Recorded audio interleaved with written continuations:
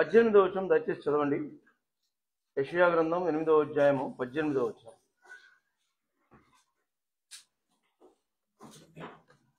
ఇదిగో నేనును యెహోవా నాకు ఇచ్చిన పిల్లలను సీయోను కొండ మీద నివసించు సైన్యములకు అధిపతియగు యెహోవా వలని సూచనలుగాను మహత్కార్యములుగాను ఇశ్రాయేలీయుల మధ్య ఉన్నాము.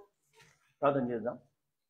మిగిలిగా ప్రేమించిన మా తండ్రి, పరిశుద్ధమైన మీ పాదములకు వందనములు, స్తుతులు, స్తోత్రము చెల్లించుకుంటున్నాం. కుటుంబ వ్యవస్థ ఎంత ప్రాముఖ్యమైనదో పరిశుద్ధ గ్రంథమైనటువంటి బైబిల్లో రాయబడింది. కాబట్టి ప్రభా, మీరు మాకు ఇచ్చిన శ్రేష్టమైనటువంటి ఈ కుటుంబాలు దైవికమైనటువంటి నియమంలో మేము కొనసాగించినప్పుడు ఈ లోకంలో ఆత్మీయమైన క్షేమాన్ని పొందుతాం, భౌతికంగా కూడా మేలు పొందుతాం. మా సమయము దయతో మేలుకరంగా ఉంచమని యేసుక్రీస్తు నామమున ప్రార్థించి పెడుతున్నాం తండ్రి. మనం చదివినటువంటి యొక్క వాక్య భాగంలో యెషయా గ్రంథం 8వ అధ్యాయం 18వ వచనంలో యెషయా చెప్తున్నాడు, నేను నా కుటుంబము సియోను పర్వతం. సియోను అనగానే దేవుని యొక్క సన్నిధికి, దేవుని యొక్క మందిరానికి సాదృశ్యంగా ఉంటుంది. కాబట్టి దేవుని యొక్క సన్నిధి పైన మరి యెషయా యొక్క పిల్లలు 2 పేర్లు ఉన్నాయి వాళ్ళ గురించి. ఆ ఒక 2 పేర్లలో ఒకటేమో దేవుని యొక్క ఉగ్రత వస్తుందని చెప్పి రాయబడి ఉంటుంది. ఇంకొక పేరేమో మిగల్చబడినటువంటి శేషము ఆశీర్వదించబడుతుందని రాసి ఉంటుంది. కాబట్టి దేవుని యొక్క పిల్లలంగా ఈ లోకంలో దేవుడు మనకిచ్చిన పిల్లలు మనము. దయచేసి మరోసారి ఒక మొదటి భాగం మాత్రం చదవండి, 8వ అధ్యాయము. ఇదిగో నేనును యెహోవా నాకు ఇచ్చిన పిల్లలను. చాలండి. మొట్టమొదటి ఏమని రాసింది? ఇదిగో నేను. కాబట్టి కుటుంబాలుగా, తల్లిదండ్రులంగా ముందు మనము, తర్వాత యెహోవా నాకు అనుగ్రహించిన పిల్లలు.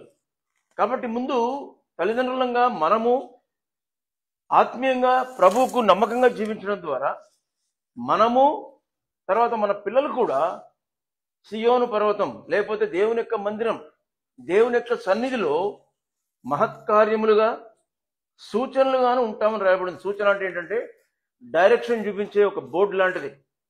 కాబట్టి మన పిల్లల్ని చూసినప్పుడు, మన కుటుంబాన్ని, మరి మనల్ని చూసినప్పుడు ఇతరులు ఒక సరైనటువంటి మార్గంలోనికి నడిపించబడ్డానికి దేవుడు ఆ కుటుంబాన్ని వాడుకుంటున్నట్టుగా చెప్తున్నాడు.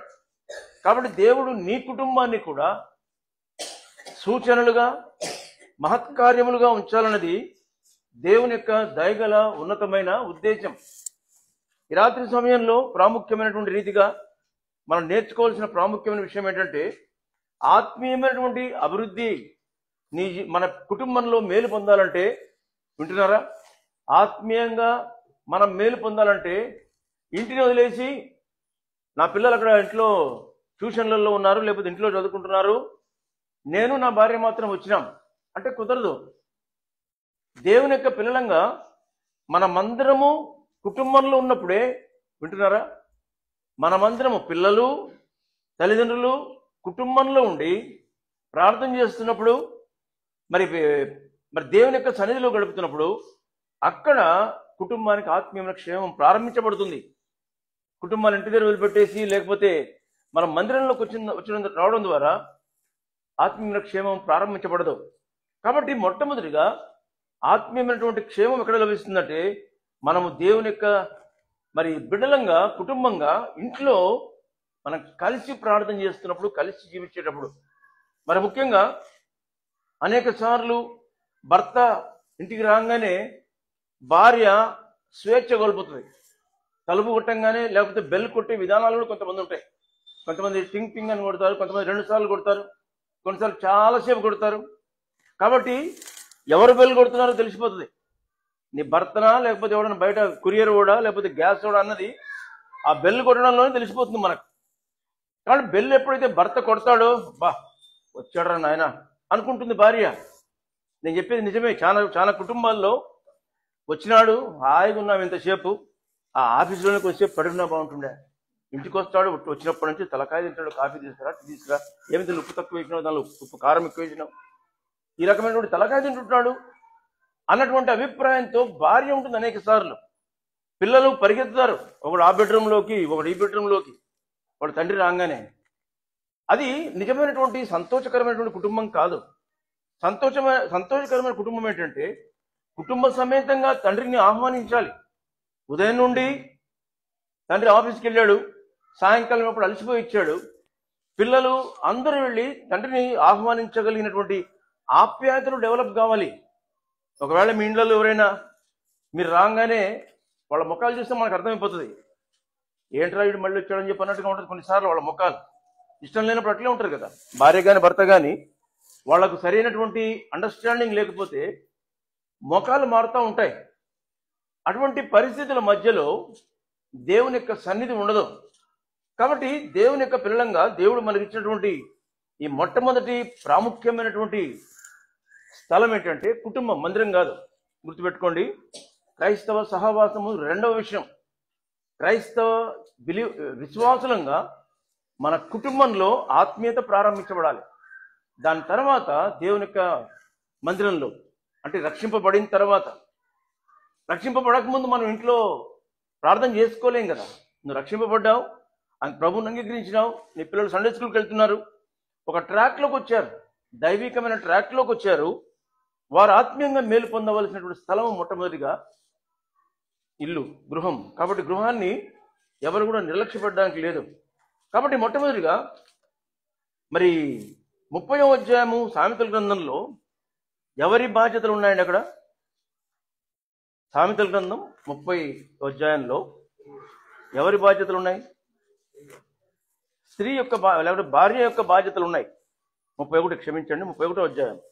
31వ అధ్యాయంలో ఒక భార్యకు ఉన్నటువంటి మరి బాధ్యతలు ఎంత ఉన్నతమైనవో, ఎంత ఉన్నతమైన రీతిగా ఆ బాధ్యతను స్వీకరించవలసిందిగా ఉంటుందో అక్కడ రాయబడింది. దయచేసి చదవండి. మొట్టమొదటిగా 10వ వచనం చదవండి.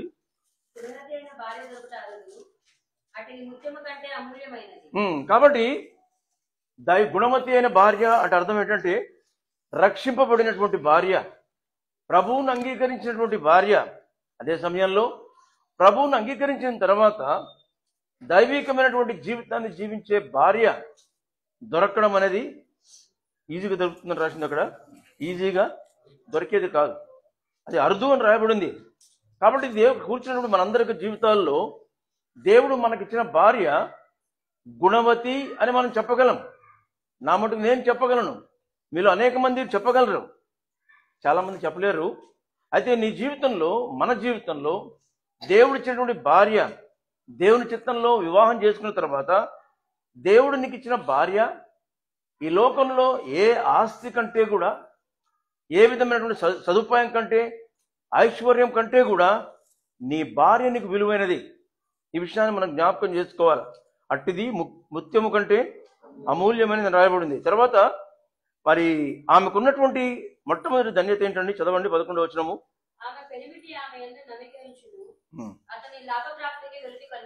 దీని కనెక్షన్ ఏంటి? ఆమె పెనిమిటి ఆమె యందు నమ్మిక ఉంచును, ఆమెకు బాగా లాభం వచ్చును అంటే బాగుండేది కదా. అక్కడ ఏమని రాయబడింది? ఆమె పెనిమిటి ఆమె యందు నమ్మిక ఉంచును అతని ప్రాప్తికి. కాబట్టి భర్త భార్యను నమ్మితే అతని సంపాదన వెలితి కలగకుండా ఉంటుందని అర్థం. అంటే అర్థం ఏంటంటే భార్యాభర్తలు అన్యోన్యంగా జీవించడం ద్వారా కుటుంబంలో సంతోషం ఉంటుంది. ఎప్పుడైతే భార్యాభర్తల మధ్యలో సరైనటువంటి సఖ్యత ఉండదో అప్పుడు భర్త బయట సంతోషకరంగా పనిచేయలేడు. ఒకవేళ సంతోషకరంగా పనిచేస్తున్నట్టుగా ఉన్నప్పటికీ కూడా అది తనకు ఆశీర్వాదకరంగా ఉండదు. ఎందుకంటే తన జీవితంలోనికి ఒక శ్రేష్టమైనటువంటి పాలిభాగస్తురాలను దేవుడు అనుమతించినాడు. దేవుడు అనుమతించినటువంటి ఆ భార్య విషయంలో తను ఏం చేయాలంటే నమ్మాలి తన సంపూర్ణంగా. ఈ దినాల్లో ఎక్కువగా కుటుంబాల్లో మరి లేనిపోని సమస్యలకు మొట్టమొదటి కారణం ఏంటంటే భార్య మీద భర్తకు అనుమానం, భర్త మీద భార్యకు అనుమానం. ఈ యొక్క అన్నిటికంటే ప్రాముఖ్యమైనటువంటి కుటుంబాలను నష్టపరిచే మొట్టమొదటి జబ్బు ఏంటంటే ఒకరి మీద ఒకరికి నమ్మకం లేకపోవడం. దేవుడు నీకు ఇచ్చిన భార్య, దేవుడు నీకు ఇచ్చిన భర్త, మీరిద్దరిని జతపరచడం దేవుని చిత్తమైంది. గుర్తుపెట్టుకోవాలి ఎప్పుడు కూడా. నేను అనుకోలేదు ఈమెను చేసుకుంటానని, ఆమెను చేస్తుందాం అనుకుంటున్నాను. ఏమని చేస్తుందో అనుకోండి, నా చుట్టూ ఎంతమంది పడినారు, వాళ్ళందరినీ విడిచిపెట్టి నిన్ను చేసుకున్నాను, ఇవన్నీ కాదు. దేవుడు ఈ భార్యను నీ జీవితంలోనికి ఎవరైతే వచ్చారో వాళ్ళే నీ భార్య, అతనే నీ భర్త. కాబట్టి దేవుడికి ఇచ్చినటువంటి భార్యను మొట్టమొదటిగా నమ్మిక ఉంచాలి. ఆత్మీయమైనటువంటి భౌతికమైనటువంటి లాభప్రాప్తికి వెలితి కలుగదు. మీరు జాగ్రత్తగా గమనించండి. దగ్గర నుండి ఏ కుటుంబం అయితే ఆత్మీయంగా ఉంటారో, అంటే నేను ప్రాస్పారిటీ ప్రీచింగ్ చేయట్లేదు, ఉన్న సత్యం చెప్తున్నా.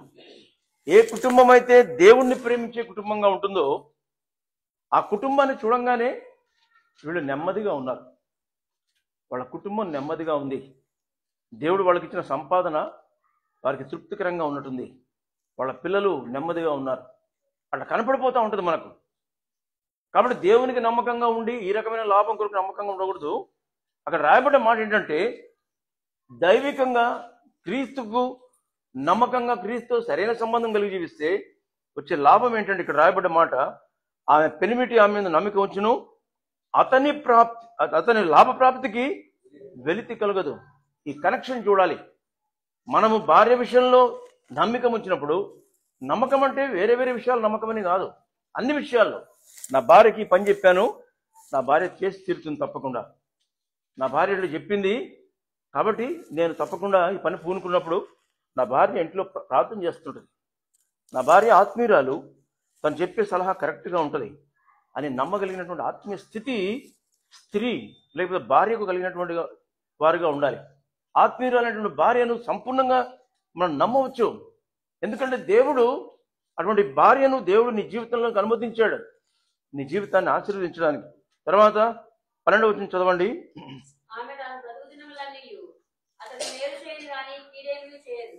అతనికి మేలు చేయను కానీ కీడేమీ చేయదు. మానసికమైన నెమ్మది లేని పరిస్థితులు క్రియేట్ చేయదు. దేవుని నమ్మినటువంటి భార్య, విశ్వాసురాలైనటువంటి భార్య తన భర్త క్షేమంగా ఉండాలనుకుంటుంది. తన భర్త క్షేమంగా ఉండాలంటే తను కొన్ని విషయాలు త్యాగం చేస్తుంది. గమనించండి. ఈ మధ్యనే ఎవరో ఆ డిబేట్ పెట్టారు భార్యాభర్తల గురించి మాట్లాడుతూ. పెద్ద ఆమె దాదాపు 65 సంవత్సరాలు ఉంటాయి. నా భర్త చాలాసార్లు తిడుతూ ఉంటాడు, నన్ను తిడుతూ ఉంటాడు. ఆఫీస్ నుంచి రాగానే టీ తీసుకురా అని చెప్పి అంటాడు. అనగానే పని మనిషితో నేను టీ పంపించచ్చు, లేకపోతే మా పిల్లలతో టీ పంపించచ్చు. కానీ నాకు ఎందుకో ఎంత తిట్టినా నా భర్తకు నేను వెళ్ళి నా చేతులతో టీ ఇస్తేనే, నా చేతులతో భోజనం పెడితే నాకు తృప్తి అంటుంది ఆమె. మనం ఒక ప్రకారం ఏం చెప్తుంది, ఊరికి తిడతాడు, తృప్తి లేకుండా ఉంటాడు. కానీ ఎన్ని చేసినా కూడా నా భర్తకు నేను సర్వ్ చేస్తేనే, అంటే ఉదాహరణకు చెప్తున్నా సర్వ్ చేయడమని. కాబట్టి భర్త విషయాలు భార్య చేయడానికి తను ఇష్టపడుతుంది. దేవుడు ఆ రకమైనటువంటి అండర్స్టాండింగ్ అనేది వారి మధ్యలో పెట్టాడు. కాబట్టి దేవుని యొక్క పిల్లలంగా మనకు జీవితంలో నేను చెప్తున్నటువంటి ఈ మాటలు వింటున్నప్పుడు మీలో కొంతమందికి నా కుటుంబం ఇట్లా లేదు కదా, నా భార్య ఎటువంటిది కాదు కదా, నేను నా భార్యను నేను నమ్మలేకపోతున్నానే, నా భర్తను నేను నమ్మలేకపోతున్నా, నా కుటుంబము నేను వింటున్నటువంటి రీతిగా లేదే అన్నటువంటి చింత నీకుంటే ఈ రోజు నుంచి ప్రార్థన చేయి. ఏంటి ప్రార్థన? ప్రభువా, ఈ 31వ అధ్యాయంలో ఉన్నటువంటి స్త్రీలాగా నేను జీవిస్తా అని నువ్వు తీర్మానం చేసుకో. నీ భర్త తగిన సమయంలో వెంటనే నువ్వు తీర్మానం చేసుకున్న వెంటనే నీ భర్త మారిపోతారని చెప్పి అనుకోవద్దు. టైం ఉంటుంది దేనికే, కానీ నువ్వు తీర్మానం చేసుకో నీ భర్తకు నమ్మకంగా జీవించడానికి. వాక్యానుసారం చదివినాం కదా, ఈ వాక్యంలో ఉన్నట్టుగా మనం తీర్మానం చేసుకున్నప్పుడు కుటుంబంలో నీ కుటుంబం కూడా ఈ 31వ అధ్యాయంలో ఉన్న స్త్రీ వలె పురుషుని వలె ఉంటుంది. తర్వాత 13వ వచనం చదవండి.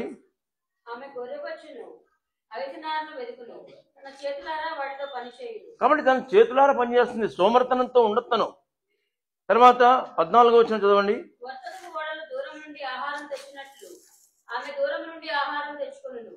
చదవండి.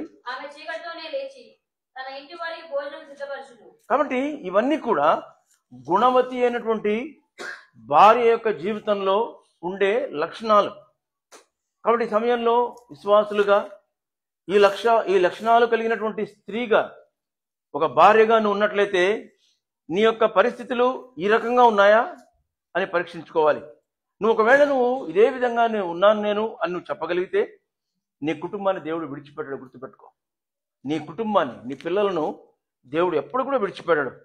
తర్వాత మరి ఆమె 16వ వచనం చదవండి. 16వ వచనము. ఆమె పొలమును చూచి దాన్ని తీసుకొను, తాము కూడబెట్టిన ద్రవ్యం పెట్టి ద్రాక్ష తోట ఒకటి నాటించును. చూడండి ఎంత పెద్ద పని చేస్తుందో ఆమె. పొలాలు కొనేది, ఇళ్ళు కొనేది, ప్లాట్లు కొనేది ఎవరండి? మగవాళ్ళ, ఆడోళ్ళ? సహజంగా పురుషులు ఆ పని చేస్తుంటారు. ఇక్కడ ఆ పని కూడా ఆమెనే చేస్తుంది. కారణం ఏంటంటే తన భర్త ఊరి పెద్దల్లో ఒకడుగా ఉన్నాడు, నా భర్త బిజీగా ఉన్నాడు, నా భర్త సేవలో ఉన్నాడు, నా భర్త దేవునికి పనిలో ఉన్నాడు, లేకపోతే నా భర్త ఉద్యోగంలో ఉన్నాడు. కాబట్టి ఆయన లేని సమయంలో ఆయన చేయగలిగిన పనులు నేను చేయగలిగితే నేను చేస్తాను, తప్పేముంది? కాబట్టి ఒక మ్యూచువల్ అండర్స్టాండింగ్ ఉంది వాళ్ళిద్దరి మధ్యలో. ఇది పెద్ద పనే. ద్రాక్ష తోటను చూసి చూడడం, కొనడం, ఆ రేట్లు మాట్లాడడం, ఆ బేరం చేయడం స్త్రీకి ఎట్లా వస్తుందండి? కానీ ఆ భర్త భార్య ఆ పని చేస్తున్నప్పుడు ఊరుకున్నాడు. కారణం ఏంటంటే భార్య యొక్క సామర్థ్యాన్ని బట్టి. నా భార్య నాకంటే బాగా చేయగలదు, నా భార్య తను మాట్లాడితే నాకంటే పరిస్థితులు అనుకూలంగా తను అవతల వారితో మాట్లాడగలదు అన్న నమ్మకం తనకుంది. కాబట్టి తను నమ్మినట్టుగా మనం చూస్తాం. తర్వాత 16వ వచనంలోనే చదవండి. 16వ వచనము. ఆమె పొలమును చూచి దాన్ని తీసుకొను, తాము కూడబెట్టిన ద్రవ్యం పెట్టి ద్రాక్ష తోట ఒకటి నాటించును. కాబట్టి ఇక్కడ రాయబడిన మాట ఏంటంటే, అక్కడ రాయబడి ఎవరు కూడబెట్టిన ద్రవ్యం అంటది?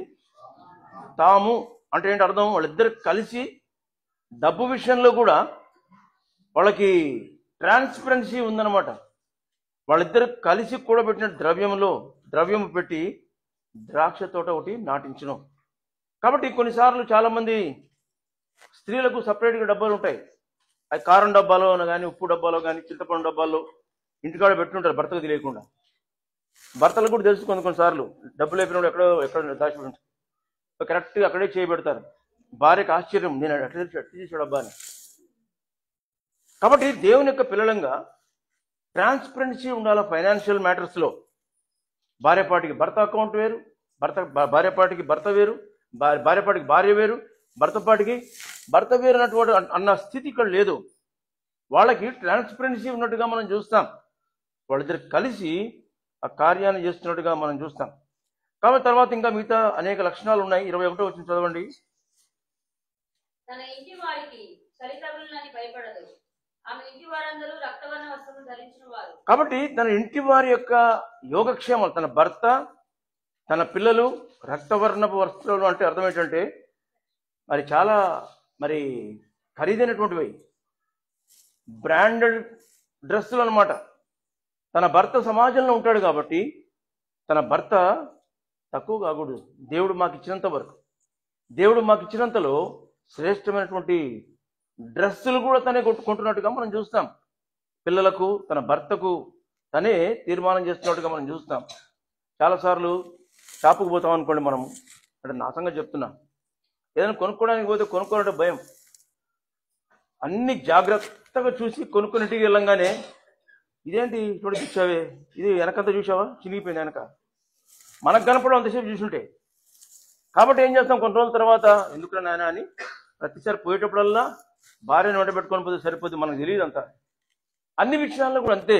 ఇక్కడ ఉన్న చదివినటువంటి ఒక భార్య తను ఏం చేస్తుందంటే ఇంటి వారికి చలి తగులున్న భయపడదు, ఇంటి వారందరూ రక్తవర్ణపు వస్త్రం ధరిస్తారని రాయబడింది. తర్వాత పనివాళ్ళకి మరి ఆమెనే జీతం ఇస్తుందంట. 22వ వచనం చదవండి దయచేసి. ఆమె పరుపులను సిద్ధపరచుకొనును, ఆమె బట్టలు సన్నని నార బట్టలు, రక్తవర్ణపు వస్త్రములు. చదవండి. ఆమె పెరిమిటి చాలండి. 22వ వచనంలో మనం గమనిస్తే ఆమె వేసుకునే బట్టలు కూడా అవి సన్ననార వస్త్రములు అంటే అవి కూడా కాస్ట్లీ బట్టలు, ఆ స్త్రీ వేసుకునే బట్టలు కూడా. కాబట్టి ఇక్కడ బట్టల గురించి, భోజనాల గురించి, పనివారి గురించి, తర్వాత భర్త యొక్క యోగక్షేమాల గురించినటువంటి చింత లేకపోతే పట్టింపు తనకున్నట్టుగా మనం చూస్తాం. కూర్చున్నటువంటి భార్యగా ఉన్నటువంటి నీ యొక్క జీవితంలో నీ భర్త ఎట్లా పడితే బట్టలు వేసుకొని పోతూ ఉంటాడు. ప్యాంట్ ఒక రకం, షర్ట్ ఒక రకం ఉంటుంది. లేకపోతే ప్యాంటు లూజ్ ఉంటుంది, షర్టు టైట్ ఉంటుంది. ఆ పని చెప్పనట్లు అనే టైప్లో చాలా మంది చెప్తారు. పోయి ఏంటాక అన్నకు అటువంటి బట్టలు వేసి పంపించినాం, తలకైనా వినడు చెప్తే కూడా పనిలే అనేటోళ్ళు చాలామంది ఉన్నారు. భార్యలు చాలామంది అట్లా అట్లా సరైనటువంటి భార్య తన భర్త విషయంలో ప్రతి చిన్న విషయంలో పట్టింపు కలిగినటువంటి స్త్రీగా ఉన్నట్టుగా మనం చూస్తాం. ఇక్కడ మొట్టమొదటిగా భర్త ఏం చేస్తున్నాడంటే, మొట్టమొదటి చదవండి 11వ వచనం మొదటి భాగంలో ఏముంది?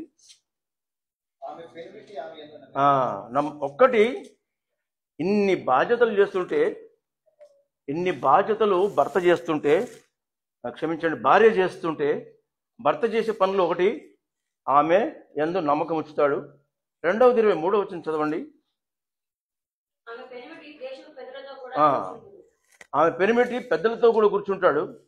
3వది ఏంటి? అస్సలైన పని చేస్తున్నాడు. అందరం నేర్చుకొని పోవాలి. ఈరోజు 29 ఆఖరి భాగం చదవండి.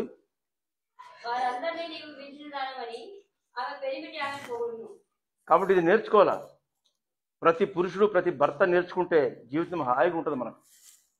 మనకేం తెలియక అమాయకులం కాబట్టి, ఏంటి పప్పులు ఉప్పు ఎక్కువ వేసినావు, కారం ఎక్కువ వేసినావు, అదే వేసినావు, మా అమ్మ అయితే బాగా చేస్తున్నా అనేటప్పటికి నీ భార్యకు నీ మీద ఉన్న ప్రేమలో ఎంతో సగం వెనక్కి వెళ్ళిపోతుంది. బాగున్నా బాగలేకపోయినా కష్టపడి చేసింది కదా, పగలంతా కష్టపడింది, తిరిగి రాత్రి ఇంటికి వచ్చి నా కొరకు భోజనం చేసింది కదా, ఉప్పు ఎక్కువైంది, కారం ఎక్కువైంది, పర్వాలేదులే, నన్ను ఎందుకు బాధ పెట్టడం అనకుండా అలసిపోయావు కదా, నువ్వే చేసావా, ఈ మాట ఒక్క మాట అంటే చాలా వాళ్ళని మనము రాజ్యాలు పరిపాలించవచ్చు. భార్యను ఒక్క మాట పొగిడితే ఎన్ని పనులని చేయించుకోవచ్చు వాళ్ళతో. అబ్బాబ్బాబ్బా భలే చేసినావు, పప్పు బాగుండా అంటే కేవలం తను సంతోషపరచడానికి, బూటకప్పు మాటలని కాదు నేను చెప్పేది. తన మీద ఉన్నటువంటి ప్రేమను బట్టి తనను ప్రైజ్ చేయడం ఇష్టం ఎవరికే కానీ, మనకు కూడా అంతే కదా. ఊరుకూరుకునే విమర్శిస్తూ ఉంటే వాళ్ళని ఇష్టపడరు. ఎవరే కానీ వాడు చేస్తున్న పనిని బట్టి ఏదైనా పొరపాటు ఉందనుకో, అది కొంచెం ఒకటి చేస్తే బాగుంటుంది, కానీ ఓవరాల్గా బాగుంది అనేటప్పటికీ ఎవరికైనా తృప్తి ఉంటుంది. కాబట్టి ఇక్కడ తన భర్త చేసిన 3 పనులు, ఒకటి నమ్మకం ఉంచాడు, 2వది తను పెద్దల యుద్ధ కూర్చొని ఉంటాడు అంతే, ఆయన చేసే పని ఏం లేదు. 3వది ఆమె పెనిమిటి ఆమెను పొగడను. ఇవి నేర్చుకోవాలి మన జీవితంలో. మన ఉద్యోగంలో మనం నమ్మకంగా ఉండాలి. ఇంట్లో జరిగే పనులు ఏంటంటే భార్యను నమ్మాలి. 2వది ఆమె చేస్తున్న పనిని బట్టి ఆమెను ఇంకొంచెం ఎంకరేజ్ చేయాలి, సంతోషపడే విధంగా చూసుకోవాలని ప్రయత్నం చేయాలి. కాబట్టి మనం చదివినటువంటి యొక్క వాక్య భాగంలో భార్య యొక్క స్థితిని గురించి మనకు చదువుతూ ఉన్నాం. ఎందుకు చెప్తున్నాను భార్యను గురించినటువంటి విషయాలంటే, గుర్తుపెట్టుకోండి, ఏ కుటుంబంలో అయితే భార్య సంతోషంగా ఉంటుందో ఆ కుటుంబం ఆశీర్వదించబడుతుంది. అందుకనే భార్య దొరికిన వానికి మేలు దొరికిన రాయబడింది. ఎట్లా పడితే అట్లా వ్యవహరిస్తూ ఉంటారు అనేక సార్లు భార్య విషయంలో. దేవునికి ఇష్టం లేదు. జీవమన కృపారుణంలో వాళ్ళు ఈక్వల్గా ఇద్దరు సమానమైనటువంటి వారే. భర్త శిరస్సు స్థానంలో ఉంటాడు కుటుంబాన్ని నడిపించే విషయంలో. అదే సమయంలో ఆ కుటుంబాన్ని నడిపించే భర్త భార్యతో ఏకీభవించి ఆలోచించి చేస్తారు. చిన్న అగ్గిపెట్ట కూడా భార్యకి చెప్పకుండా కొనరు. నాకు కూడా ఇష్టం లేదు అట్లా. ఏదే కానీ మన ఫోన్లు ఈ మధ్య బాగా వీడియో కాల్స్ వచ్చినాయి కదా, ఏదైనా కొనాలంటే వీడియో కాల్ పెట్టి ఏదో ఇది కొందాం అనుకుంటున్నాను. మనం చూడంగానే మనం చూసింది చండాలంగా ఉంటుంది. అది మగవాళ్ళకి మనకు రాదు కదా, సెలక్షన్ రాదు, మనకు ఏది సరిగ్గా తెలియదు కొన్నిసార్లు. దాదాపుగా చూడంగానే మనమైతే ఏమంటాం, అటువంటిది వద్దు అంటాం మనం. భార్య అట్లా అందు, బాగానే ఉంది కానీ ఇంకేం లేవా అక్కడ. కాబట్టి భార్య కొన్నిసార్లు భర్తను బాధపరచకుండా ప్రవర్తిస్తుంది. మీలో చాలామంది ఈ మాటలు చెప్తున్నప్పుడు నిజమే, మా భర్త కూడా ఇంతే, నేను కూడా ఇంతే అనుకుంటా ఉంటారు. కుటుంబాల్లో జరిగే సందర్భాలు ఇవన్నీ కూడా. కాబట్టి దేవుని యొక్క బిడ్డలంగా దేవుడు మనకిచ్చినటువంటి భార్య విషయంలో జాగ్రత్తగా ఉండాలి. ఒకవేళ భార్య విషయంలో నిర్లక్ష్యంగా ఉండి ఆమెను నిష్ఠూర పెట్టే మనస్తత్వం కలిగిన వారంగా ఉంటే, వాక్యం ఏం చెప్తుందంటే మన ప్రార్థనలకు ఆటంకం వస్తుందంట. ఎందుకంటే మానసికమైనటువంటి నెమ్మది లేని పరిస్థితులు, అసమాధానం ఎప్పుడైతే కుటుంబంలోకి వస్తుందో కుటుంబము ఆత్మీయంగా సంతోషకరంగా ఉండదు. ప్రార్థన చేసుకోలేం. భార్యను బాధ పెట్టి వాక్యం చెప్పేటోళ్ళు ఉంటారు, కొంతమంది భార్యను బాధ పెట్టి ప్రార్థన చేసేటోళ్ళు ఉంటారు. భార్యను బాధ పెట్టి అనేక రకాలైనటువంటి మంచి కార్యాలు చేసినట్టుగా కనపడుతూ ఉంటారు. కానీ వారి హృదయంలో ఎక్కడో ఒక దగ్గర నా భార్యను దుఃఖపరిచాను కదా అన్నటువంటి ఆలోచన ఉంటుంది. కొంతమందికి ఉండకపోవచ్చు. వాళ్ళ విషయం ఇంకా భయంకరం, ఎవరు కూడా ఏం చేయలేని పరిస్థితి. అటువంటి తలంపు వచ్చినప్పుడు వెంటనే దేవుడు నాకు ఇచ్చిన భార్య అని తన విషయంలో మనం జాగ్రత్త పడడం ఎంతైనా అవసరం. అది వాక్యం చెప్తున్నటువంటి విషయం. తండ్రి అయిన దేవుడు, గమనించండి జాగ్రత్తగా, మరి సంఘం ప్రభువైన యేసుక్రీస్తు వారు ఎవరండి? దేంతో పోల్చబడ్డాడు కొత్త నిబంధనలో? ప్రభువైన యేసుక్రీస్తు వారు ఎవరు? వరుడు, పెళ్లి కుమారుడు. వధువు, ప్రదానం చేయబడినటువంటి వధువు ఎవరండి? మనమే. మనం ఏమన్నా ప్రభువుకు నమ్మకంగా ఉన్నామండి? ప్రభు మనల్ని ప్రదానం చేసుకున్న తర్వాత, ప్రభు మనల్ని ప్రదానం చేసుకున్న తర్వాత 100% నేను పర్ఫెక్ట్గా ఉన్నాను ప్రభువుకు అని చెప్పేటప్పుడు ఎవరు? చేతులు ఎత్తండి. ఎవరు లేము. మనము ప్రభువుకు నమ్మకంగా లేకపోతే ప్రభు ఏం చేస్తున్నాడు? ఏం మనిషిరాను, నీ కొరకు ప్రాణం పెడితే, నీ కొరకు ఇంత అవమానపరచబడితే, ఇంత శ్రమ పెట్టబడితే, ఈరోజు ఒక మాట చెప్తావు, రేపు ఇంకో మాట చెప్తావు. నేను ఏది చెప్తే చెయ్యవు.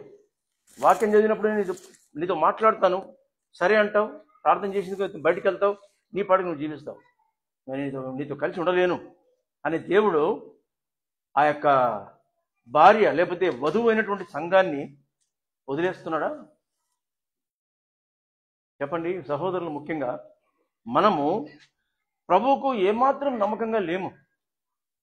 ప్రభువుకు నమ్మకంగా లేకపోయినప్పటికీ కూడా పరిశుద్ధుడు, పాపము లేనటువంటి నిష్కల్మషుడైనటువంటి దేవుడు, పరమభర్త అయినటువంటి ప్రభువైన యేసుక్రీస్తు వారు క్షణక్షణం మనల్ని ప్రేమిస్తున్నప్పుడు, మరి నీ యొక్క భార్య, మనము ప్రభువుకు భార్యలం కదా.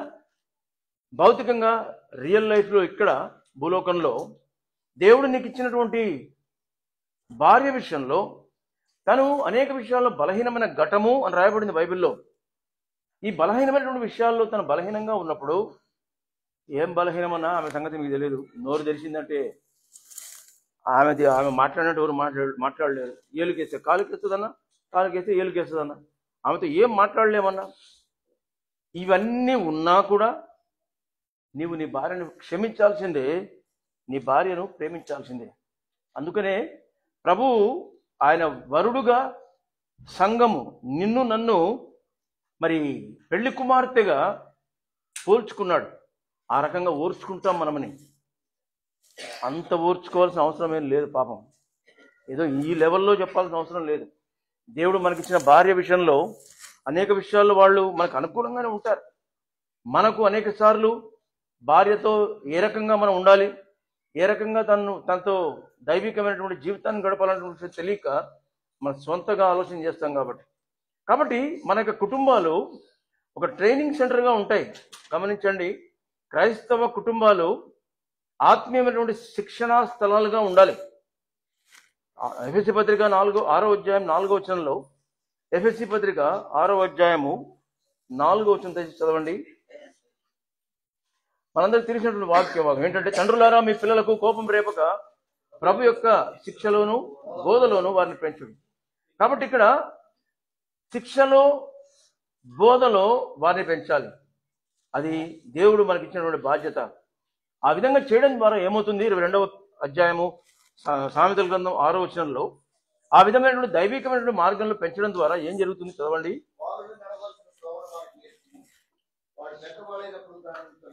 కాబట్టి బాలుడు నడవలసిన త్రోవను వాడికి నేర్పము. దైవికమైన విషయాలు, మర్యాద, మటసం అవి కూడా వాళ్ళకి నేర్పించినప్పుడు పెద్దవారైన తర్వాత మరి వారు దాని నుంచి తొలగిపోరని చెప్పి రాయబడింది. ఇక్కడ మనం గమనిస్తే పిల్లలకు ప్రైజ్ లార్డ్ చెప్పడం నేర్పించాలి. అది చిన్న విషయం నేర్పించమా? మర్చిపోతాం చాలాసార్లు. పెద్దోళ్ళు కనపడినప్పుడు వాళ్ళని గౌరవించాలి. చిన్న చిన్న విషయాలుగా కనపడతాయి, కానీ పర్టికులర్గా వాడిని మనసులో పెట్టుకొని ఆ విధంగా నేర్పించడానికి అనేక సార్లు మనం తీర్మానం చేసుకోం. కాబట్టి పిల్లల హృదయంలో ఆరంభంలో ముఖ్యంగా చిన్నపిల్లలు కలిగినటువంటి వారు తప్పనిసరిగా ప్రైజ్ ది లార్డ్ చెప్పాలా, పెద్దవాళ్ళు ఉన్నప్పుడు వాళ్ళతో గౌరవంగా మాట్లాడాలా అన్న విషయం చెప్పాలి. మందిరానికి వచ్చినప్పుడు మాట్లాడకూడదు, ఎంత చెప్పినా మాట్లాడతారు, కానీ నువ్వు మళ్ళీ నెమ్మదిగా చెప్పాలా. దేవుని యొక్క మందిరం అది, మనం అట్లా మాట్లాడకూడదని తిట్టి కొట్టి కాదు, ప్రేమపూర్వకంగానే వాళ్ళకి నేర్పించవలసినటువంటి అవసరం ఉంది. నిన్ననే ఒకరింట్లో మేము ఉన్నప్పుడు వాళ్ళు మాట్లాడుకుంటున్నారు. ఏమనంటే 9 years 9 years లోప పిల్లలకి ఎన్ని భాషలైనా వస్తాయని చెప్పారు నిన్న. 12 భాషలు వస్తాయంట 9 years లోపు పిల్లలకి. వింటున్నారు అందరూ? నేను ఫస్ట్ టైం ఉన్నది. 9 సంవత్సరాల లోపు పిల్లలకి 12 భాషలను నేర్చుకుంటారంట నేర్పిస్తే. దేవుని యొక్క సృష్టి ఆ విధంగా ఉంది. 9 సంవత్సరాల లోపు అంటే ఈ 9 సంవత్సరాల లోపు 12 భాషలు వస్తే దైవికమైనటువంటి విషయాలు ఎన్ని నేర్పించవచ్చు మనం. అందుకని గుర్తుపెట్టుకోండి, ఈ 9 సంవత్సరాల లోపు పిల్లలు దేవుని యొక్క మందిరంలో పునాది వేసుకున్నట్టుగా సండే స్కూల్ మిస్ చేయొద్దండి. మీరు రండి, మీ పిల్లలను కూడా తీసుకొని రండి. కొట్టి తిట్టి చెవు పట్టుకొని లాక్కొని చేతులు పెట్టి లాక్కొచ్చి అన్నీ అట్లకి అట్లా కాదు, కూర్చోబెట్టండి. వాళ్ళకి విశదీకరించి చెప్పండి. వాళ్ళు వినకపోతే మీరు ఆగిపోండి. చూడనా, నీ వల్ల మేము వెళ్ళలేకపోతున్నావు, రావట్లేదు కదా. ఒకసారి 2 సార్లు చూస్తారు, 3సారి నా వల్ల మా అమ్మోళ్ళు వెళ్లకుండా ఆగిపోతున్నారే అన్న చింత వాళ్ళకు ఉంటుంది. వాళ్ళ మనసులు చాలా సున్నితంగా ఉంటాయి. నేను ఆగిపోండి అని చెప్పేది ఎందుకంటే వాళ్ళకి నేర్పించడానికి. కాబట్టి దైవికమైనటువంటి విషయాలు కొడితే వచ్చేవి కాదు. దేవుడు మనకిచ్చిన పిల్లలను ఇష్టానుసారంగా చేతులతో కాళ్ళతో బాది కొట్టమని చెప్పి దేవుడు మనకి ఎప్పుడూ ఇవ్వలేదు. దేవుడు మనకిచ్చిన పిల్లల్ని ఎందుకు ఇచ్చాడంటే వాళ్ళని ప్రేమించమని ఇచ్చాడు. దేవుడు లోకాన్ని ఏం చేసి వచ్చాడు? భూలోకానికి 3వ అధ్యాయం 16వ వచనంలో ప్రేమించి వచ్చాడు. మంచోళమైనందుకు కాదు, మన అపరాధముల చేతను పాపముల చేతను చచ్చిన స్థితిలో ఉన్నప్పుడే ఆయన లోకానికి వచ్చాడు. కాబట్టి దేవుడు నీకు అంత మంచి పిల్లల్ని ఇస్తే వారి విషయంలో ఎంతో ప్రేమగా వ్యవహరిస్తే నీ పిల్లలు శ్రేష్టమైన వారు. గుర్తుపెట్టుకోండి, ఏ పిల్లలైనా కూడా దేవుడు ఇచ్చిన పిల్లల వాళ్ళు. గర్భఫలము మనం కూడా చెప్పాను, గర్భఫలం యెహోవా ఇచ్చు బహుమానం. కుమారులు కుమార్తెలు యెహోవా అనుగ్రహించిన స్వాస్థ్యం. దేవుడు ఇచ్చిన కుమారులు కానీ కుమార్తెలు కానీ లోపం ఉండదు. మరి ఎక్కడుంది లోపం? అందుకని ఆ మాట రాస్తూ చూడండి దయచేసి. కీర్తనల గ్రంథం 127వ అధ్యాయము. కీర్తనల గ్రంథం 127వ అధ్యాయం 4-5 వచనాలు చదవండి దయచేసి.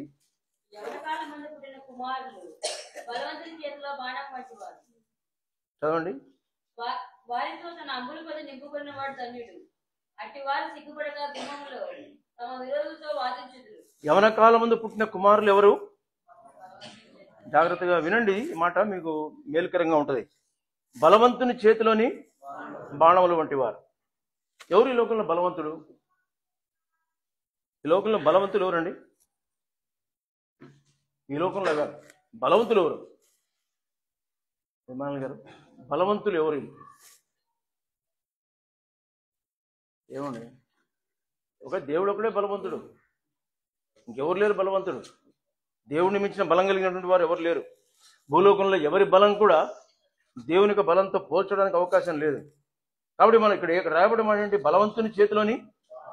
మరి బలవంతుని చేతిలోని బాణముల వంటి వారైనటువంటి ఈ పిల్లలను మన చేతిలో పెట్టాడేంటి? దేవుని చేతిలో ఏముంది? దాన్ని ఏమంటారు అన్నట్టు ఉండేదాన్ని లాగుతారు కదా, ధనుస్సు. బాణం కాదు, ధనస్సు. ఇట్లా ఉంటుంది కదా, బో అంటారా? ఆ ధనస్సు ఉంటుంది. ఎవరి దగ్గర ఉంది? దేవుని చేతిలో ఉంది. మన చేతిలో ఏం పెట్టాడు దేవుడు? బాణాలు పెట్టాడు. ఈ బాణాలు స్ట్రైట్గా షార్ప్గా చేసి దేవుని చేతిలో పెట్టవలసిన బాధ్యత ఎవరిది? తల్లిదండ్రులు. వంకరగా ఉండి ప్రభా మరి వంకరగా ఉంది ఇది తీసుకోలే అంటే దేవుని యొక్క గురి ఆ వంకర బాణానికి సరిపో. దేవుడి గురి పెట్టించాడు, ఆ చేతిలో ఉన్నటువంటి బాణం వంకరగా ఉంటుంది, వేరే గురి అయిపోతుంది. కారణం దాన్ని తప్పు చేసింది ఎవరు? తల్లిదండ్రులు. కాబట్టి దేవుడు మనకిచ్చినటువంటి పిల్లలు బాణములు వంటి వారు. బాణము యొక్క ఉద్దేశం పర్పస్ ఏంటి? షోకేస్ పీస్ అది. బాణం ఏంది? వంట చేసుకోవడానికి వాడతామా? దేనికి? బాణం యొక్క ఉద్దేశం ఏంటి? శత్రువును ఒక గమ్యం చూస్తాం, ఆ గమ్యం వైపు ప్రయోగించేదే బాణం. అంతే కదండి. బాణం చేసేదేంటి? గమ్యానికి పోతుంది. ఎవరు చూస్తున్నారు ఆ గమ్యం? దేవుడు. ఆ యొక్క ధనస్సును ఎవరైతే వాడుతున్నారో ఆ ధనస్సును వాడే ఆ బలవంతుడు ఒక గమ్యం చూస్తాడు. ఆ గమ్యానికి చేరాలంటే ఈ బాణం సరిగ్గా ఉండాలి, పదునుగా ఉండాలా, స్ట్రైట్గా ఉండాలా, నున్నగా ఉండాలా, గట్టిగా ఉండాలా. ఈ బాధ్యతలన్నీ కూడా తల్లిదండ్రుల చేతిలో దేవుడికి వచ్చారు. గుర్తుపెట్టుకోండి, దేవుని యొక్క గురి ఎప్పటికీ మారదు. నీ బాధ్యతను విస్మరించి మనకిచ్చినటువంటి పిల్లలు శ్రేష్టమైన వాళ్ళు, వాళ్ళకి అన్యం పుణ్యం తెలియదు. వాళ్ళ ముందు భార్యాభర్తలుగా కొట్లాడుకొని, వాళ్ళ ముందు అక్రమంగా మరి ఎట్లా పడితే ఎట్లా ప్రవర్తించి మాట్లాడి, వారి ఆత్మీయ జీవితంలో హృదయంలో భార్యాభర్తల యొక్క ప్రతి కదలిక వాళ్ళు గమనిస్తారు. మీరు గమనించండి, చిన్నపిల్లలు చిన్న వయసులో వాళ్ళ నాన్న ఎట్లా మాట్లాడితే వాళ్ళు ఎట్లా మాట్లాడతారు, వాళ్ళ నాన్న ఎట్లా కోప్పడితే వాళ్ళు ఎట్లా కోప్పడుతూ ఉంటారు, వాళ్ళ నాన్న ఎట్లా సీరియస్గా ముఖం పెడితే వాళ్ళు ఎట్లా పెడతారు. మీరు గమనించండి. ఇంటికి వెళ్ళిన తర్వాత చంటి పిల్లలంట, అంటే పాలు తాగే పిల్లలు కూడా అంట తల్లిదండ్రుల యొక్క కదలికలు వాళ్ళు గమనిస్తారంట, అర్థం చేసుకుంటారంట, హృదయంలో భద్రపరచబడతాయంట. అవన్నీ రీసెర్చ్లు చెప్పినటువంటి మాటలు ఏంటంటే, చిన్నపిల్లలు బాల్యంలోనే తల్లిదండ్రుల యొక్క టెండెన్సీ వాళ్ళకి అలవర్చబడుతుందంట. ఒకవేళ దైవికంగా ఎక్కడ పోయినా ప్రార్థన చేయడం, అన్నిటికీ మోకాళ్ళు వంగడం, దేవుని మీద ఆధారపడడం, ఊరికి అరుచుకోవడం. దయచేసి ఇళ్లలో గట్టిగా అరుచుకోకూడదు. గట్టిగా అరుస్తూ ఉంటారు కొంతమంది. వాడు చెప్పిన పని చేయకపోతే వాళ్ళ కూతురు కొడుకో అన్ని జంతువుల పేర్లు పెట్టి పిలిచి అరిచి ఇళ్లలో. మా ఇంట్లో ఎప్పుడు గట్టి స్వరం వినపడదు. అంటే పెద్ద మోడల్ ఫ్యామిలీ అని నేను చెప్పట్లేదు, కానీ అది వచ్చింది అట్లా, అంతే. గట్టిగా అరుచుకోవడం, భార్య రాలేదనుకోవడం, భార్యను గట్టిగా పిలవడం, భర్త బయటికి పోగానే భర్త గురించి నెగిటివ్గా మాట్లాడడం.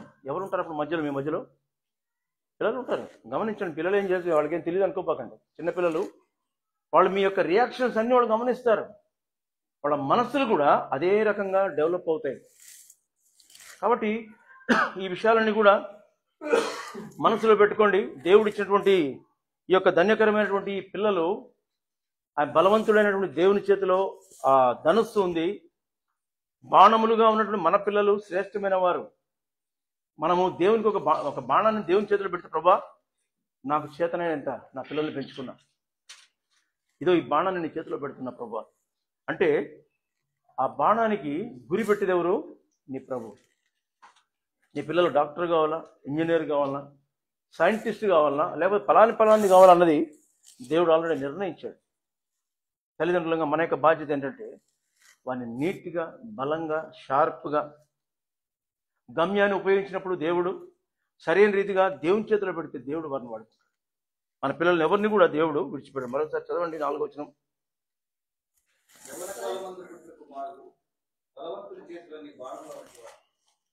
కాబట్టి ఈ బలవంతుడైనటువంటి దేవుని చేతిలో మన యొక్క పిల్లలను ఉంచడానికి మనం తీర్మానం చేసుకుందాం. తర్వాత పిల్లల యొక్క దైవికమైన విషయాలు మన కుటుంబంలో ఇంట్లో కూర్చొని ఇంటికి పోగానే ఎంతో నమ్మకంగా వాక్యం వింటారు, పాటలు పాడతారు, సండే స్కూల్ అయిపోతే ఇంటికి వెళ్తారు. ఇంటికి వెళ్ళంగానే ఏంటి ఆయన అంతసేపు చెప్తాడు వాక్యం, రేపు డ్యూటీ పోవాలి కదా, దాని నుంచో కర్నూలు నుంచి తీసుకొచ్చినాడు, ఆ కర్నూలు నుంచి వచ్చినాడు అని చెప్పి అంతసేపు చెప్పాలి అవసరమా? పక్కన ఎవరున్నారు మీ పక్కన మాట్లాడుతున్నప్పుడు? కాబట్టి జాగ్రత్త మాట్లాడుకోండి. మాకు నోరు ఆగదనుకుంటే పిల్లల్ని బయటకు పంపించి తలుపేసుకొని లోపల మాట్లాడుకోండి. కనీసం అట్లన్నా ప్రొటెక్ట్ చేసుకోండి పిల్లల్ని. కుటుంబంలో నెగటివ్ సంభాషణ ఉండకూడదు. ఎప్పుడు కానీ గుర్తుపెట్టుకోండి. వాళ్ళ గురించి, వీళ్ళ గురించి, సంఘంలో జరిగే వాటి గురించి అట్లా మాట్లాడుకుంటారు. కాబట్టి పిల్లలు కూడా అదే రకమైనటువంటి రూట్లోకి వస్తున్నారు. నేను చూసి చెప్తున్నటువంటి మాటలు. తల్లిదండ్రులు మందిరంలో ఏ రకంగా ప్రవర్తిస్తారో పిల్లలు పెద్దోళ్ళు అయితే వాళ్ళు అదే విధంగా ప్రవర్తిస్తారు. ఎంత ఆత్మీయమైన నష్టం.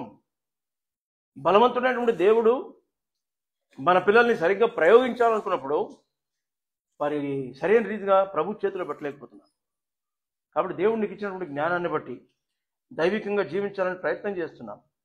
పిల్లలకు అన్ని విషయాలు నేర్పించి, చిన్న చిన్న విషయాలు కూడా వాళ్ళ ఫ్రెండ్స్ విషయంలో కానీ ఏదే కానీ బలవంతంగా గొంతు మీద కత్తి పెట్టి నేర్పించకూడదు.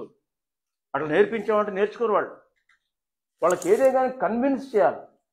అట్లా కాదు నాన్న, వాక్యం ఒప్పుకోదు, నువ్వు చెప్పినా కూడా వినట్లేదు అనుకో, మళ్ళీ ప్రేమించే చెప్పాలా. 4 సార్లు చెప్పాను మీద 5వ సారి ఇంకా బెల్ట్ తీసుకొని ఇష్టాంతరంగా కొట్టాను లేదంటే అయ్యేం వర్కౌట్ కావు. ఒక వయసు వరకు బెత్తము వాడవచ్చు, అది కూడా ఇంకొక కాంటెక్స్ట్లో చెప్పబడిందట. బెత్తం తీసుకొని ఇష్టానుసారం కొట్టమని కాదు అది కూడా. కాబట్టి దేవుడు మనకిచ్చిన పిల్లలకు వారిని ఆత్మీయంగా పెంచుకోవాలంటే దేవుడు భార్యకు భర్తకు ఒక సరైన బాధ్యత ఇస్తాడు. ఆ బాధ్యత ప్రకారం మనం నేర్పించడం ఎంతైనా అవసరం. భయపెడితే పిల్లల్ని భయపెట్టి మనం లోపరుచుకోలేం. ఇక్కడ 9th క్లాస్ నుంచి ఇండియాకు పంపిస్తారు కదా, 9th క్లాస్ నుంచి ఇండియాకు పంపిస్తున్నారు పిల్లలు. మంచి ఏజ్ వరకు ఇక్కడ ఉంటున్నారు, అంటే చిన్న వయసు నుండి మీ దగ్గర ఉంటారు. తర్వాత వాళ్ళు ఇండియా దేశానికి వెళ్ళి చదువుకోవాల్సి వస్తుంది పరిస్థితులను బట్టి. అన్నిటికంటే ప్రాముఖ్యమైన విషయం ఏంటంటే, మీరు ఏమనుకోకండి దయచేసి, బ్రదర్ మీకేం తెలుసుకోండి, ప్రాక్టికల్ ప్రాబ్లమ్స్ చాలా ఉంటాయి. మీరు చెప్తున్నారు కానీ అది అంత అయ్యే పనులు కాదు. నిజమే, అయ్యే పనులు కాదు నేను చెప్పేది అది ఇంపాసిబులే అయిండొచ్చు, కానీ దేవునికి సమస్తం సాధ్యం. చిన్న ఉద్యోగమైనా పెద్ద ఉద్యోగమైనా ఈ రోజు నుండి ఏమైనా ప్రార్థన చేస్తుంటే, ప్రభా నీ చిత్తమైతే నేను, నా భర్త, నా పిల్లలు ఇదే దేశంలో ఉండడానికి సహాయం చేయని ప్రార్థన చేయండి అనుకుంటారు కదా చాలామంది మనసులో. నా జీతం ఎంత, నా పరిస్థితి ఎట్లా అనుకోకండి. నిజమే, మీరు చెప్పింది కరెక్టే. ఆ మాట చెప్తున్నందుకు దయచేసి వేరుగా భావించకండి. నా ఉద్దేశం ఏంటంటే, దైవికమైన నియమం ఏంటంటే, అందరు కలిసి జీవిస్తే దేవుడు అన్ని అనుకూలపరుస్తాడు. మరి కుటుంబం అంతా ఒకటే దగ్గర ఉంటే దేవుడు మీకు ఇచ్చిన దాన్నే దేవుడు మీకు కొరకు ఆశీర్వదిస్తాడు.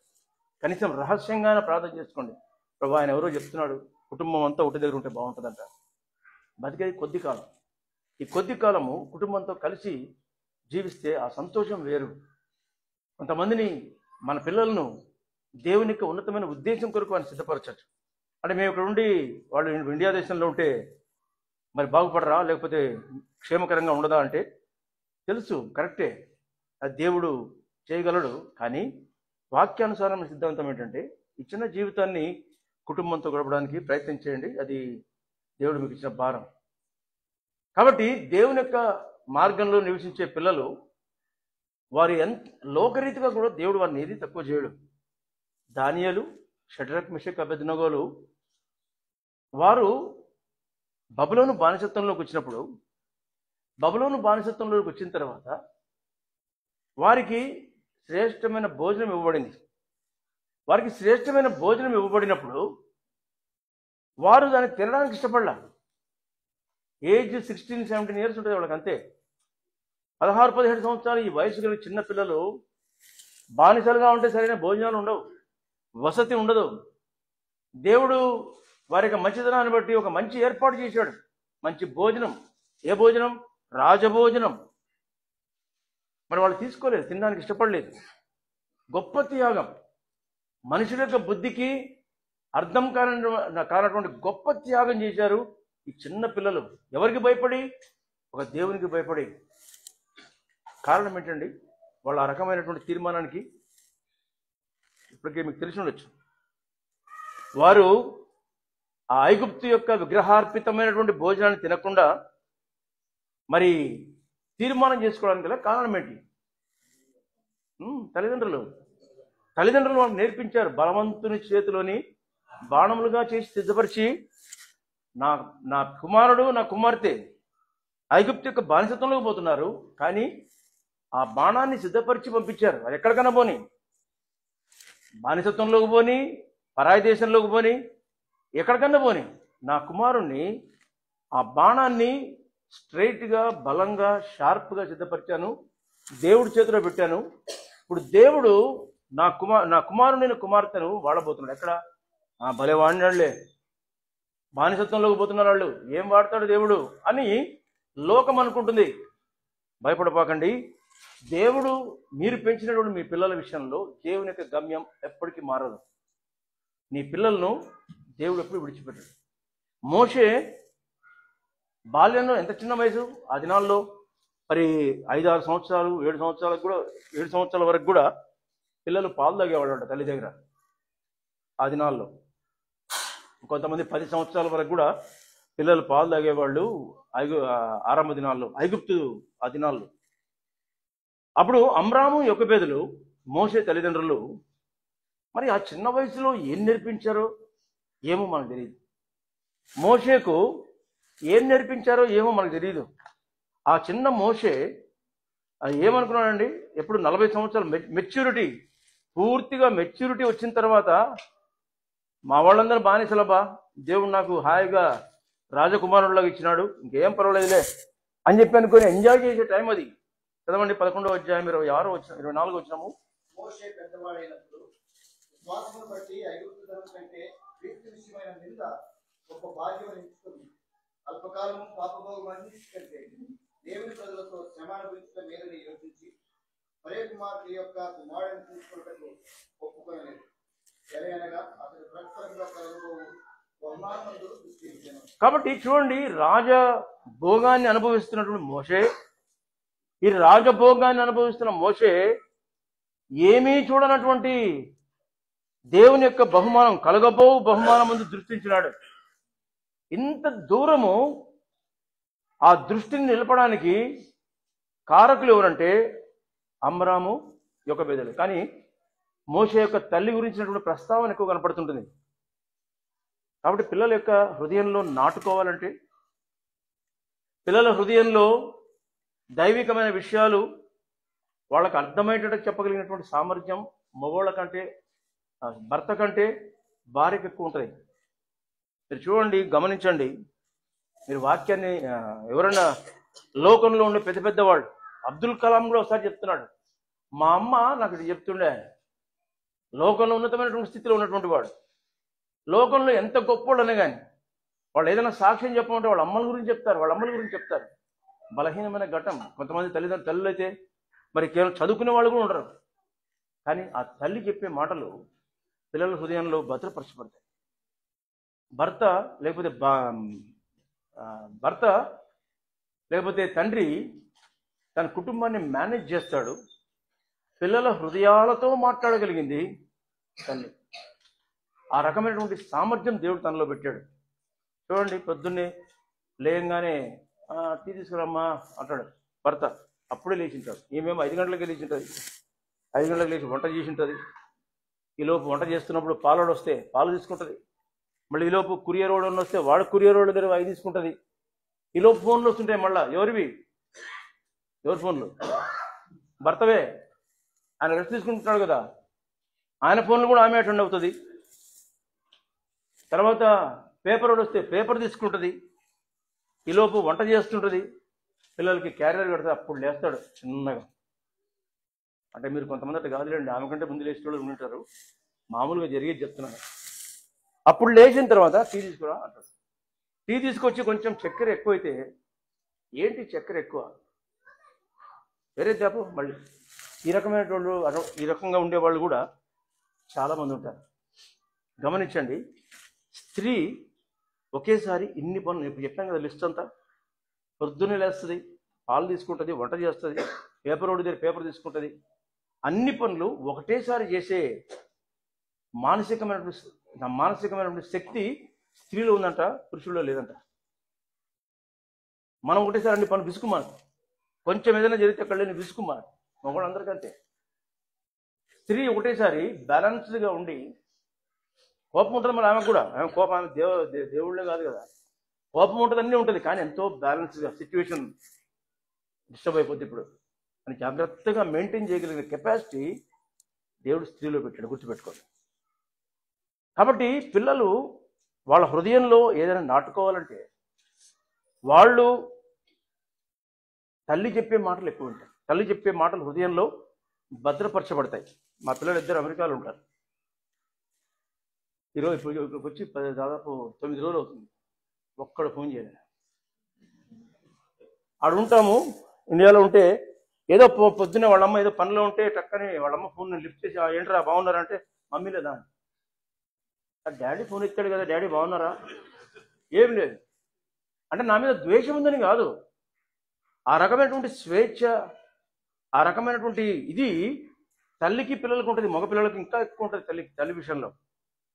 కాబట్టి దేవుడు మనకిచ్చిన భార్యలో అనేక రకాలైనటువంటి యోగ్యతలు కుటుంబ క్షేమం కొరకు ఆమెలో నిక్షిప్తం చేసి పెట్టినాడు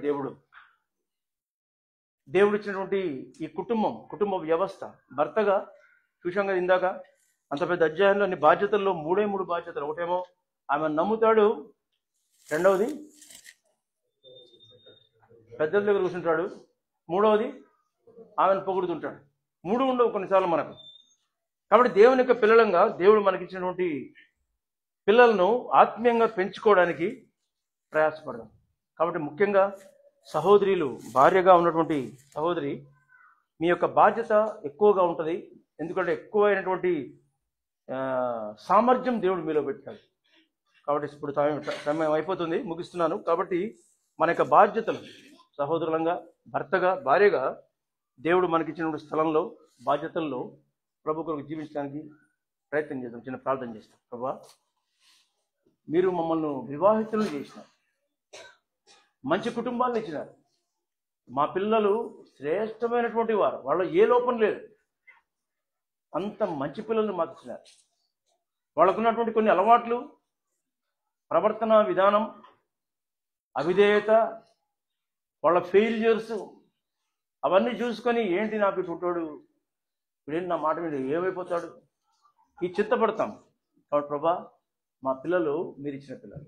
ఒకవేళ ఇంతవరకు ఆ విధంగా మేము లేకపోయినా ఇప్పటి నుండి ఆ చెడిపోయినటువంటి మాట వినని అవిధేయుడైనటువంటి కుమారుడు కానీ కుమార్తెను కానీ ప్రేమించే మనసు అధికం చేయండి తండ్రికి, తల్లికి కూడా.